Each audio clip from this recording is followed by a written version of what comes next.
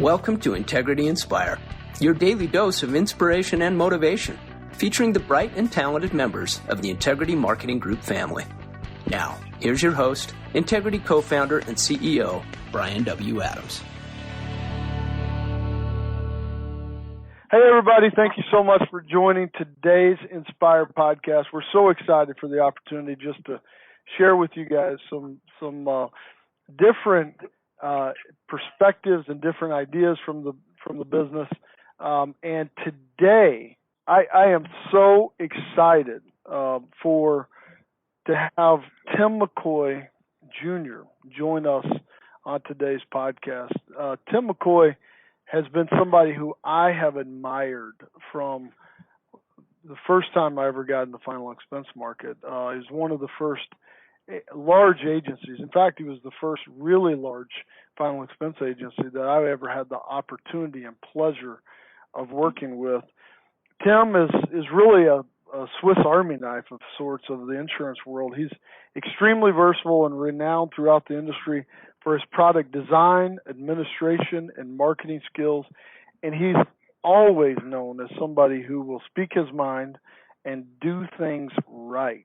That's one of the things I've always loved about Tim McCoy, is about the ability to not only create products that work for consumers, but also work for the carrier and the agencies alike, and really do everything in his power to make sure that we're always making sure that we have integrity in everything that we do. And over the years, Tim has designed some of the most cutting-edge products that his company, Neat Management Group, has ever had, and has distributed them nationally. And under his expert leadership, Neat Management has cultivated a strong reputation for helping carriers, agencies, and national marketing organizations maximize their potential and maximize their services. When you're in the business, as long as Tim has been, you learn to work through adversity. And he's got some great stories, and he had some great mentors in the business. And I cannot tell you how excited I am to welcome my good friend, Tim McCoy, to the Inspire podcast. Tim, thank you so much for joining us. Thank you for being here with us today, buddy.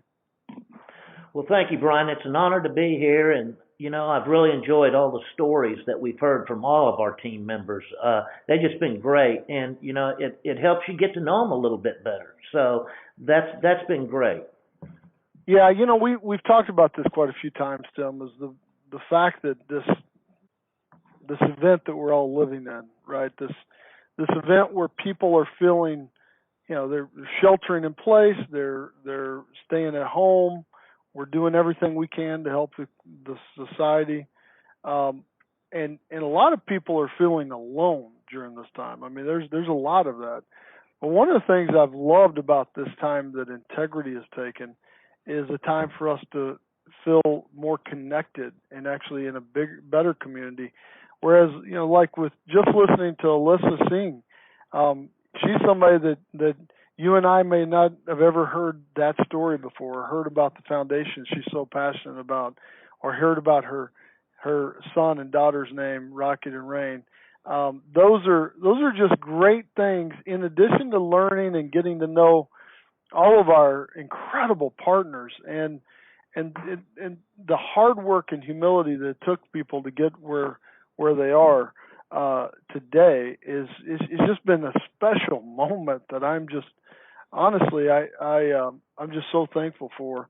As I discussed before, you worked through your share of adverse situations over the course of your career, as all of these partners have. One of the things that has really been interesting is it's not been an easy path for really anybody. Everybody's had to work their tail off. There's not one person we've had on here who's like, yeah, that was just easy. It was just like, it just all came naturally, and I've, all of a sudden had a silver spoon in my mouth and I got a gold one instead. I mean, there's not ever been like this like, just hunky dory type of story. It's been a lot of, man, this was tough, and you've certainly gone through that. And typically people who have that kind of character instilled in them early in life really grow to the challenge. tell us about your background and how it helped you prepare for the success that you've achieved. Well, early in life, I grew up out in San Diego and Hawaii. You know, my dad was in the submarine force, so we bounced around a lot. And one of the challenges that I had, and I learned very early, was how to make friends and maintain those relationships. And I've even got a couple of friends, Bryan, that I met when I was 4 and 5 years old that I still communicate with today. And so, yeah, you know, it's relationships and making friends that help you be a success in your life. And so I had a great mentor with my dad who taught me those things and taught me that you know, life is hard, and he taught me how to survive through adversity and hardships and so forth. And so I was really proud that I did have a mentor like that in my life. Man, Tim, I'm so thankful you brought up your dad. Your dad had a profound impact on me. I'll share more of that in a minute. But for those of the people on this call that don't realize, your dad was just an industry legend in the insurance business. I mean, one of the most well-respected and revered people in our business, period. And I mean, I could probably think of a handful of people I would put on that list, and your dad would be right at the top of that list. But he was also an American.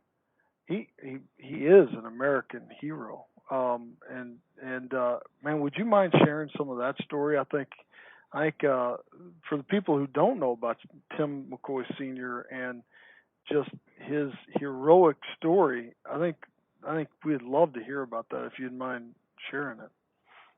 Sure, Bryan.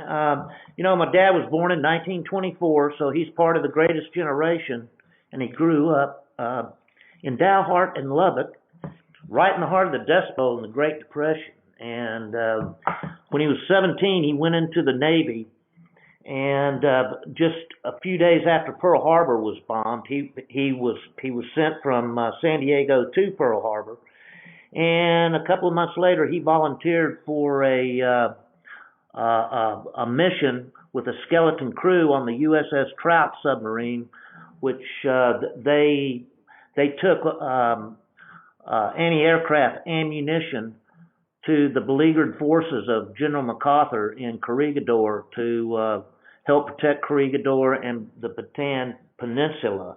And a lot of people thought that was going to be a one-way mission because with all the ammunition aboard that submarine, it was like a floating bomb.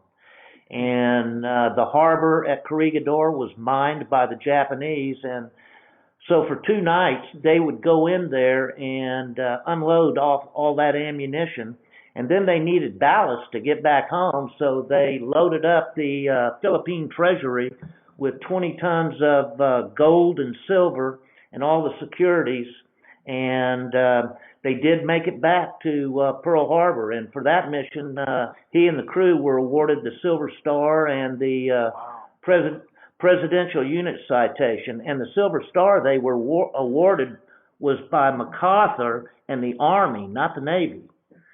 But they did earn 2 Presidential Unit Citations, one from the Army and one from the Navy. Then later in the war, about 1943, April of 43, he had been reassigned to the USS Grenadier, and they were running on the surface chasing a Japanese vessel, and a Japanese dive bomber spotted them, and so they tried to dive to get away from this dive bomber, but the plane dropped its bomb and hit them in the stern as they were diving, and that caused great havoc aboard the submarine and fires and everything else. They couldn't move. They went to the bottom at about 270 feet. They tried to make repairs and put out the fires and so forth, but luckily all they were able to do was raise the submarine back up the next day to the surface, and by that time a Japanese fleet had surrounded them, and again they were being strafed by another Japanese dive bomber.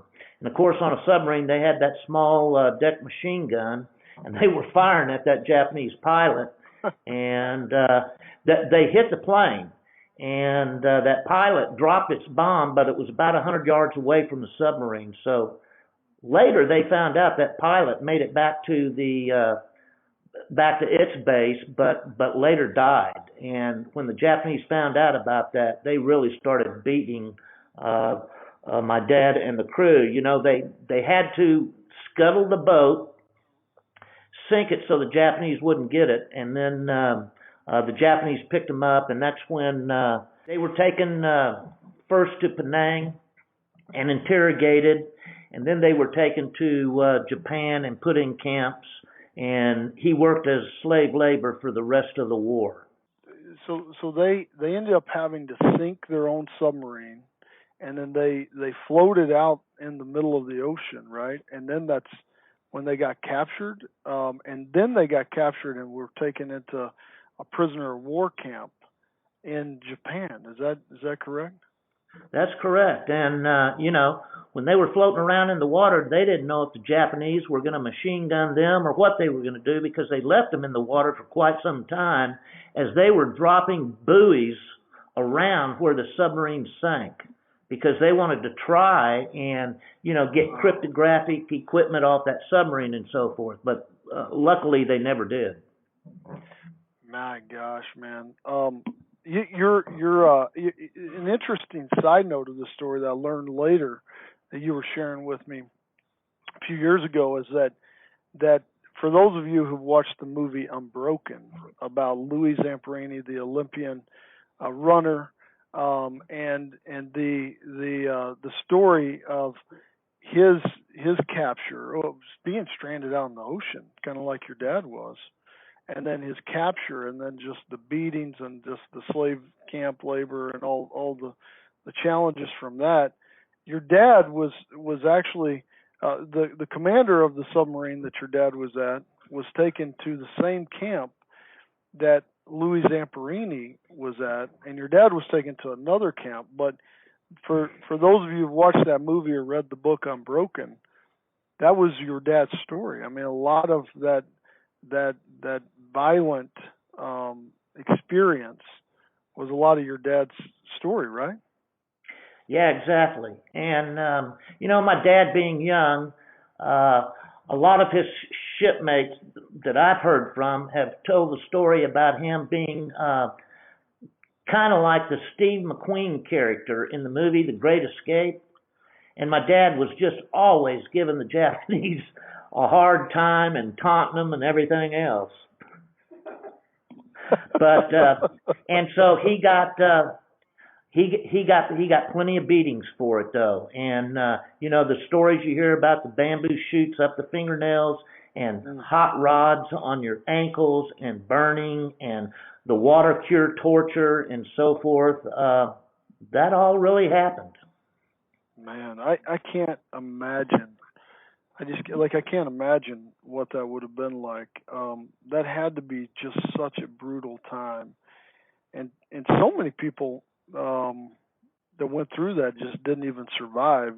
And like I said earlier, I mean, Tim, your dad was certainly part of the greatest generation, but a true American hero, that's for sure. Yeah, and the thing about my dad, he never held a grudge against the Japanese, like a lot of POWs did. And, you know, he always said they were only doing what their government told them to do. And he was a great believer in forgiveness and reconciliation. And he always, excuse me, I always heard him say, to forgive is to set the prisoner free. And so he never did hold a grudge against the Japanese. And in fact, my parents' home, it was decorated all in Japanese and Asian decor and so forth. He gave some great motivational speeches throughout his life also. He was a great motivational speaker. Yeah. And he had one presentation called Reveresco, and that's a word which means to thrive through adversity. And I can remember him saying that if he could survive being a POW in a Japanese prison camp, then he could survive anything. And listening to his stories, they really rubbed off on me, and frankly everyone else who heard those stories. He taught me a lot of incredible life lessons. I can remember in the early 80s, I was one of the first life insurance agents to earn the Certified Employee Benefits Specialist designation, CEBS. And it was co-sponsored by the International Foundation of Employee Benefit Plans along with the Wharton Business School out of the University of Pennsylvania. And when I got that certificate, he took that certificate from me and got it framed. And when he got it framed, he put 2 quarters at the bottom of that. And I still have that hanging on my wall in my office. And he told me, he said that diploma and 2 quarters can get you a cup of coffee. And so I'm supposing he did that to keep me humble. That is so awesome. I tell you what, your dad was he's just an amazing person. He and that has been one of the common threads in this entire podcast, right? Is hard work and humility. And that's not what the world tells you. The world tells you, faster is better and easier is better, right? And then also, you should take pride in yourself and you should boast about yourself. Not one story of success that I've heard on this podcast or the people I know who are the most successful have that story. It's all been about, I outwork the guy, even though I may not have been as smart or been maybe as good at this as somebody else. I can outwork them, and I can be more humble and stay humble about it. And that certainly was your dad. Your dad had a profound impact on me. And I remember the first time I ever came to meet with you, Tim. Your dad was in the office, and it was a huge meeting for me personally. I mean, it was, we were just getting started, and getting the opportunity just to have an audience with the two of you was a big deal. And I can remember sitting in your conference room. I can remember it just like it was yesterday.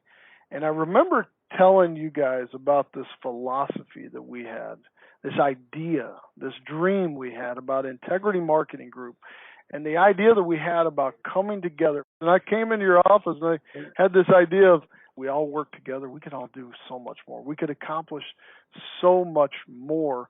And if we have integrity in everything we do, rising tide will raise all boats. And I remember your dad sitting there, and I can hear it as clearly as today, as he said, "Bryan, my boy, if you can pull that off, you're going to change the industry." And I remember feeling so inspired and encouraged by that, of going, this is a living legend that just said, "Bryan, my boy, if you can do that, you can change the industry." And just at the top of his lungs, he was excited. He was rooting for us.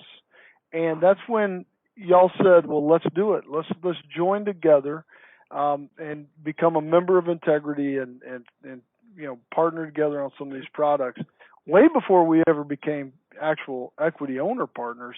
But your dad's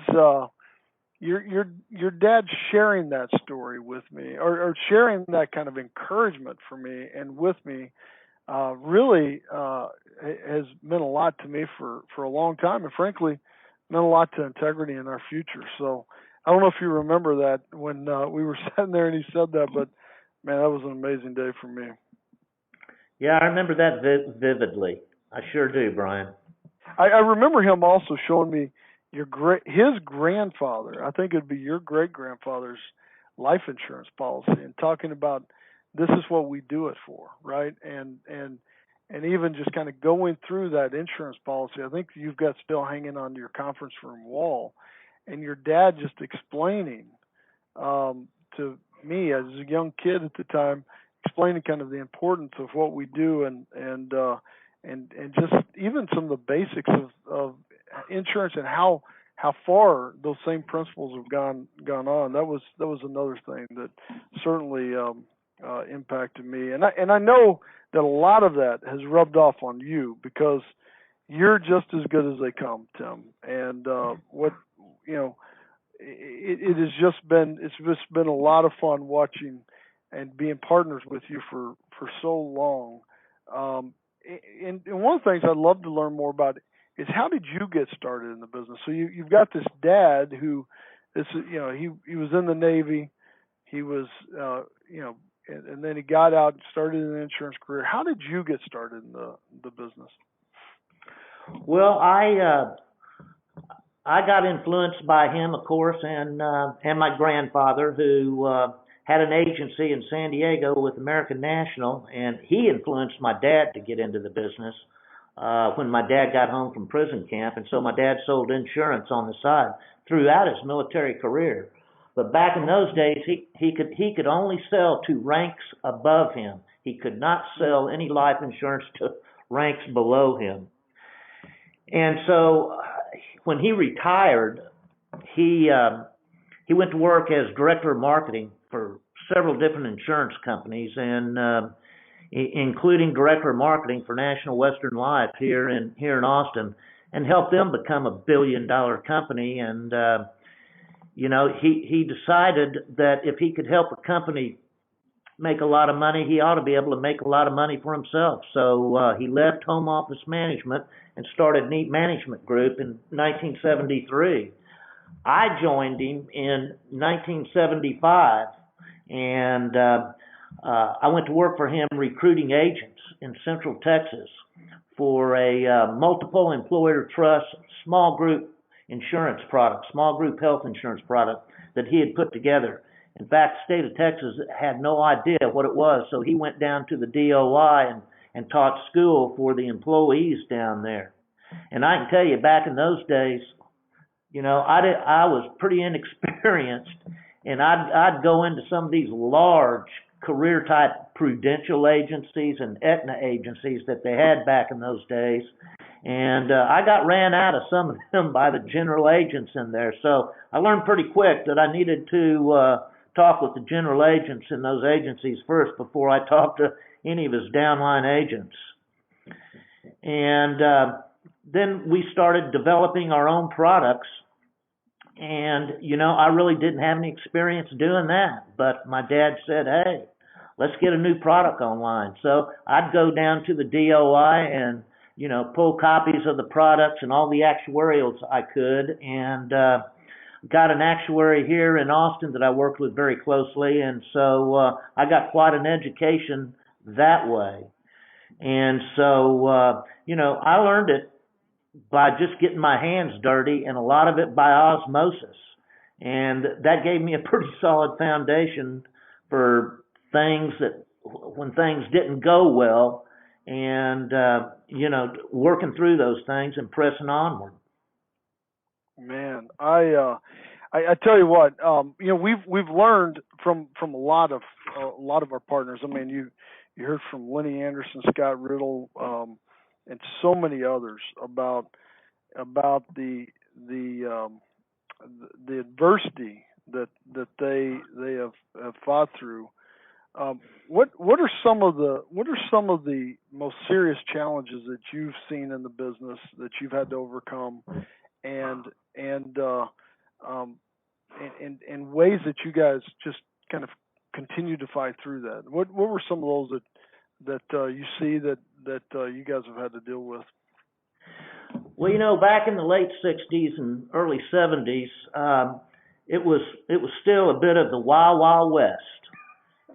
And, there were lots of entrepreneurs that were getting in the business. And back in those days, I think here in Texas, you could put a company together for $50,000 of surplus and $50,000 of capital. You could start your own insurance company. I think it was even less than that in Arizona. You only needed $25,000 of capital and $25,000 of surplus.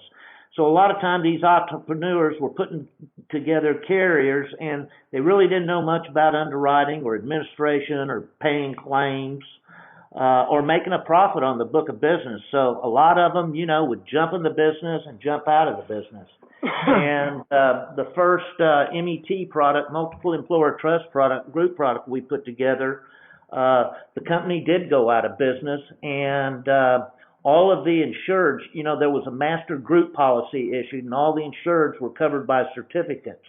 And so within 30 days, all those people lost their coverage, and of course, we lost all our commissions overnight. That's just a few of the stories that we've had over the years, Bryan. Man, I tell you what, somebody sent me a text. One of the partners sent me a text this weekend, and they said, I always thought everybody just had it easy, and they've always just been successful. And I didn't realize how many people had to struggle and fight through so much adversity. And that is just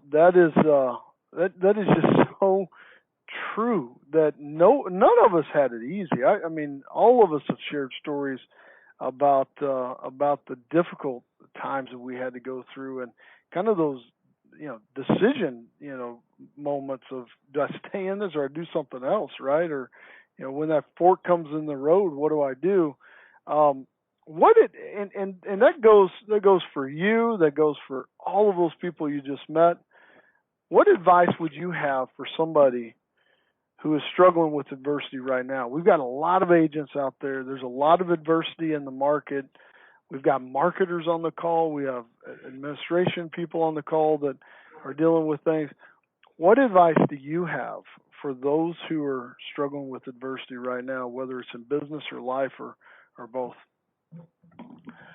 Well, probably don't give up. And I'll repeat that. Do not give up. You can do this. You can thrive through adversity. If your outlook is press onward and upward, as my dad would say, keep a positive mental attitude, PMA. And if you keep climbing that hill step by step, one day you're going to notice that little by little, you'll actually make it to the top. The other thing that I've found that helps you is being surrounded with winners. And I can tell you that my staff here at Neat Management Group are dynamite, and they've been with me for decades. I think Anita here is maybe our shortest term tenure employee with 16 years. Everybody else got decades. And of course, Mikey Barra just celebrated his 30th year with us. So you got to surround yourself with winners. And Shay, my son, he's a fourth generation insurance man, and I'm sure that he's going to carry on with the traditions that were established before him. And lastly, you don't do it all by yourself. And I've learned great lessons from people like Scott Riddle, like Frank Beus, who's helped me in the designing of products and the administrative systems that need to be put together. Alan Town worked here at Neat Management Group for about 10 years, and I'll tell you, he was the best recruiter I ever saw in my life. I mean, he was good. And you got to hand it to Alan in that with Columbian Life, what a story that is. God, he's been with them now for almost 20 years. Sure, they've had their adversities and their changes to the products and so forth, but they're still in business and they're still going strong. So I've had lots of help, Bryan. Wow. Well, you certainly have inspired a lot of people, including myself. And I appreciate you trusting us in those early days and trusting us now. I've gotten a couple of texts while we were on this call that I just wanted to share with you. Frank Beus just said, Tim McCoy Jr. is a true gentleman that taught me so much about how to manage an agency by watching the metrics closely. He always gave me respect and truly helped me rebuild when I went through my breakup. And I didn't have much respect at the time, but I always have respect for Tim. He also said that Tim Sr. is a true hero, and he encouraged and pushed me early in my career and made me believe in myself. I will always be thankful for him. Alan Town just texted me and said I would not be where I am in business today if not for Tim Sr. When he entered the room, he brought an energy that was unmatched. I have never met a man that commanded respect from others like he did. His charisma rubbed off on me big time. And Tim Jr. taught me everything I know about product design. Tim Jr. is a final expense legend. Those are just two people that you just mentioned that also wanted to mention your just your impact on them and your dad's impact on them. And so, Tim, thank you so much for all that you've done for the business. Thank you for all that your family has done for the business. Thank you for sharing some of your insights and wisdom with all the people on the phone today. We truly appreciate you, my friend, and thank you so much for being here with us and for being on this journey. We're going to have a lot of fun, a lot of great times going forward. And I love the fact, coming full circle, about your dad, is that your dad learned to forgive during that time. And I remember going in your dad's office, and I remember hearing that story, and then your dad showing me the kimono that was hanging in his office that he got when he and your mom went to Japan, and they got it from the Four Seasons in Japan. The owner of the Four Seasons was so impressed with your dad that I believe he sent that to your dad. It was a several 100-year-old kimono, and your dad had that hanging proudly on his office. That not only do we go through adversity in life, but how we respond to that adversity and how we forgive others really is what makes us great people. And your dad was certainly a great person. And so we lost your dad this year. Your dad passed away. Your mom also just passed away. I know Mother's Day had to be tough for you, my friend. And it's been a tough year, but I appreciate you sharing some ideas about how to overcome adversity with all of us and sharing your family story with us as well. I'm proud to be your partner, my friend. Thanks so much, Bryan, and I really appreciate the opportunity to tell my story today. And we really look forward to the great things to come with Integrity. Wow. Well, we're going to have a lot of fun, and I just appreciate you.